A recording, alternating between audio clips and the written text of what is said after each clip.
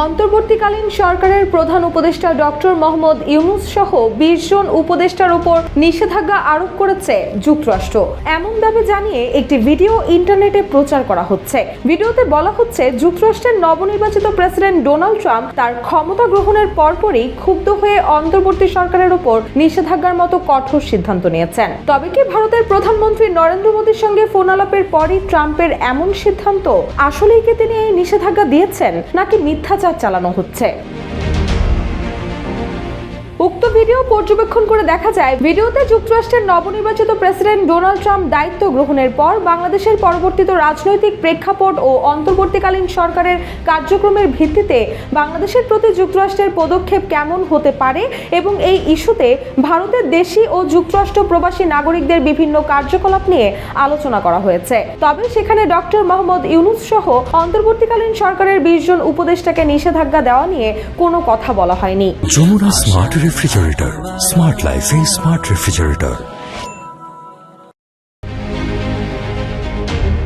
একই সঙ্গে ভিডিওতে ভারতীয় সংবাদ মাধ্যম এনডিটিভির অনলাইন সংস্করণ থেকে গত 16 নভেম্বরের একটি প্রতিবেদন আংশিক পাঠ করা হয়। উক্ত প্রতিবেদনটি পর্যবেক্ষণ করে এতে আমেরিকা প্রবাসী ভারতীয়দের বাংলাদেশের সংখ্যালঘু হিন্দুদের ইস্যুতে ট্রাম্পের সঙ্গে যোগাযোগের বিষয়ে উল্লেখ আছে, কিন্তু এতে বাংলাদেশের অন্তর্বর্তীকালীন সরকারের উপদেষ্টাদের নিষেধাজ্ঞার বিষয়ে কোনো তথ্য পাওয়া যায়নি।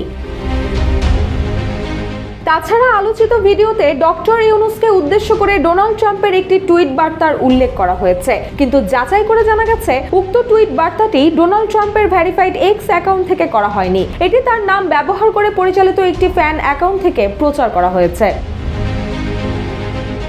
এ বিষয়ে নিশ্চিত হতে ডোনাল্ড ট্রাম্পের ভেরিফাইড ফেসবুক পেজ ও এক্স অ্যাকাউন্ট যাচাই করা হয়, কিন্তু সেখানে আলোচিত দাবির পক্ষে কোনো পোস্ট বা তথ্য পাওয়া যায়নি। তাছাড়া জাতীয় বা আন্তর্জাতিক গণমাধ্যমে কিংবা বিশ্বস্ত সূত্রে ডোনাল্ড ট্রাম্প কর্তৃক ডক্টর ইউনূস সহ 20 জন উপদেষ্টার উপর নিষেধাজ্ঞা ঘোষণার কোনো সংবাদ বা তথ্য পাওয়া যায়নি।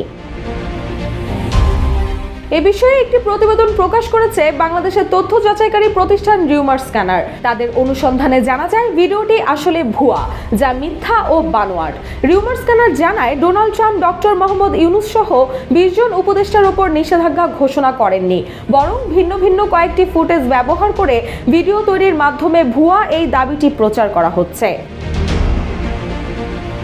রুশা সুর, জয় জয় দিন।